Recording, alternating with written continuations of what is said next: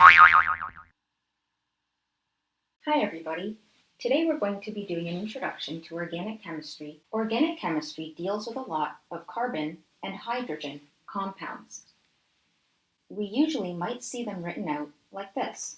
For example, propane, C3H8. So this is a very basic compound. However, organic structures can get very complex. Instead of drawing structures like this, we are going to draw them like this. Each carbon is going to be one of these points. Our shape usually goes in a zigzag structure and each carbon acts as a dot. The hydrogens are always there, but in organic compounds we usually don't draw them in because they're there by default. So something like this can be drawn with 1, 2, 3, 4, 5, 6, 7 carbons. So we will draw 1, 2, 3, 4, 5, 6, 7. This shape is the same as this shape. We don't have to draw any of the hydrogens in, and all of the carbons are at our points. It doesn't always have to be a zigzag. It could have looked something like this. 1, 2, 3, 4, 5, 6, 7. This is usually the most common notation though. Now let's talk about some of the important organic families. First we have alkanes. Alkanes are the most basic organic compound. Alkanes are characterized by having only single bonds, and they have no other functional family. For example, you won't see an alcohol group, or a carbonyl, or an amine group. You will only have single bonds with nothing else. Now there are some prefixes that we must know in order to name organic compounds. So let's look at naming the first alkane. This is a 4-carbon chain, and it is an alkane because it has no other families within it. You don't see any alcohols, amines, oxygens, double bonds, triple bonds, or anything else. These are 10 important prefixes that we need to know in order to name any compound. So to name an alkane, we will put down the name of our main chain with ane at the end of it. For example, we have 4 carbons here, and this is our main chain. 4 carbons has a prefix of bute, so we put bute with ane at the end. So this is butane. Sometimes you will have the main chain, but you will have other carbons coming out of different positions. The main chain is always your longest chain. To find your main chain, put your pen on one of your end carbons and try to get to the other side of your shape and make the longest possible path of carbons without lifting your pen. For us, that would be this. So 4 carbons would still be our main chain in this case. Now these extra carbons that don't fall on the main chain are called substituents. It could have been an alcohol group, it could have been, a chlorine, it could have been anything else attached. When we have substituents, we usually name them before the main chain. Let's look at an example with substituents. If we look at this shape, from left to right, the longest running carbon chain is this one. We always want to make sure we number our carbons before we start naming them. And we want to number them so that our substituents, like this, come on the lowest numbers. So we are going to number our carbons 1, 2, 3, 4, 5 from left to right instead of from right to left, because this will come on a 2. If I had named it 1, 2, 3, 4, 5, this would come on a 4, and we want it to be on the lowest possible number. So now that we have a substituent, we are going to name the substituent first, followed by the main chain, followed by ane. Let's leave the substituent until last. Our main chain is pent because we have 5 carbons. So we have pent, and then we put ane at the end. So this is a pentane. Now the substituent is 1 carbon.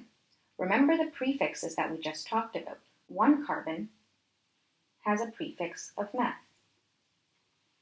Just like this main chain had 5 carbons and the prefix was pent. Now our substituent is just 1 carbon, so it will be meth, but the ending has to be YL. An ending of YL tells us that we have a substituent, so we have methylpentane. But if we had to go from this name back to this picture, how would we know where to place our methyl? We need to put down the number that it's on, which is a 2.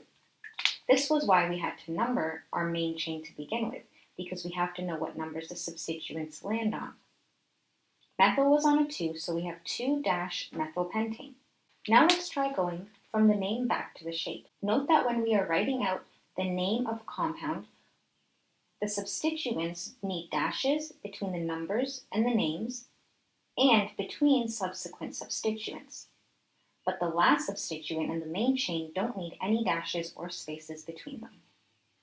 When we are given this name, the first thing we should do is look at the main chain. It's pentane, which means 5 carbons. So we are going to draw and number 5 carbons first. Next, we look at our substituents. We have a 3-methyl, which means on this 3rd carbon, we have a methyl, which is 1 carbon. Then on the 2nd carbon, we have an ethyl, which is 2 carbons. So this is the final shape. Next, we have alkenes. Alkenes have carbon-to-carbon double bonds, and the double bond is on the lowest number. For example, if we have this alkene here, we would not number our carbon 1, 2, 3, 4, 5 from left to right. We would have to number it from right to left, because this double bond now falls within carbon 2, 3 instead of carbon 3, 4. When we name alkenes, we have to put our substituents first, followed by the name of the main chain, followed by the number, followed by -ene for alkene. Or we can have the number of the double bond with cis, trans, E, or Z, followed by the substituents, then the main chain, then -ene. Cis, trans, E, and Z are different ways of naming a double bond. However, I won't get into these in this video. So let's look at our main chain here. I'm going to number from top to bottom because the double bond falls on the lowest numbering, on the 2, 3 instead of if I numbered it the other way around. We have 5 carbons. The name of our main chain should be pent with -ene on the end because we now have an alkene. We now need to put down the number that the double bond falls on. This should be the first number, which is a 2. And we also could have written it as pent 2-ene. So we can also have dienes, where we have 2 alkenes in one shape. When we name a diene, we still start with numbering. And I'm going to number left to right because our double bonds will get the lowest numbers. Our double bonds here start on a 1 and start on a 3, and our longest chain is 6 carbons, so we have a prefix of hex. Now when we name this, we can put a hex 1, 3 diene. Whenever you have more than one double bond, you need to put a di or a tri, depending on how many you have, right before the -ene. The numbers that those double bonds land on should also be right before the -ene, or you can put them in the beginning. 1, 3 hexadiene. Now given the name, how can we go back and draw the picture? Let's look at this example. When I see this, it tells me that I have butene, an alkene with 4 carbons. Next I see the 2, and it tells me that I have an -ene, a double bond, on the 2. Then I see the 3-ethyl, and that means on the 3 I have an ethyl group, so 2 carbons. You always need to take into account whether you have an alkane, alkene, alkyne, or something else at the ending of your name. That tells you the family. Then you need to look at the prefix of the main chain. That tells you how many carbons you have. Then you need to look at the number associated with your family, which would tell you what number your double bond is on. And then the 3-ethyl is a substituent which you can add on at the end. Next, let's look at alkynes. Alkynes are triple bonds. Let's take a look at this triple bond. Usually, triple bonds are always drawn linear. So this would be drawn like this: carbon, carbon, carbon. In order to name this, we always put an "-ine" ending to signify an alkyne. Then we put substituents in the beginning, the name of the main chain, the number of the triple bond, and then "-ine." Alkynes do not use E, Z, cis, or trans. The number can go out here, or it can go before the main chain. Let's try using this method to name our compound. We have 3 carbons. First, we identify the main chain. We have 3 carbons, so we're going to put prop as our prefix. So I'm going to number 1, 2, 3 from right to left, so the triple bond can have the lowest number, although it doesn't necessarily have to. Our main chain is prop for 3 carbons. We will put an "-ine" at the end because it's a triple bond, and we can put the number in the beginning or in the middle, since we don't have any substituents. The number that the triple bond starts on is a 1. So we can say 1 propyne or prop 1 ine. If there is no number given in alkenes, alkynes, or any other compound, assume that the family, which is the alkyne family, the triple bond, is on the 1. Note that we can also have diines, just like dienes, where we have 2 triple bonds in the same shape. So with triple bonds, we have a carbon on each end, and they are usually pretty linear. So on either side of the triple bond, you will usually see a linear shape instead of a zigzag. So this is a 6-carbon shape.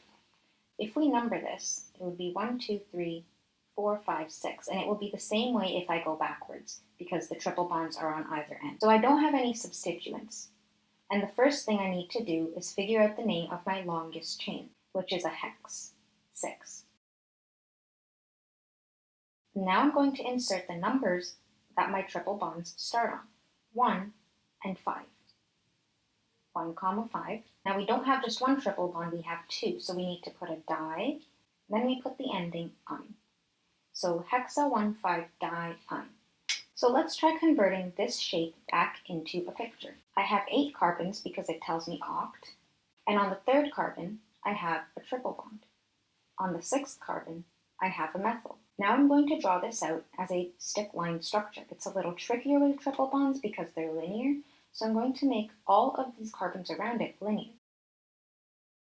1, 2, 3, 4, 5, triple bond, 6, 7, 8.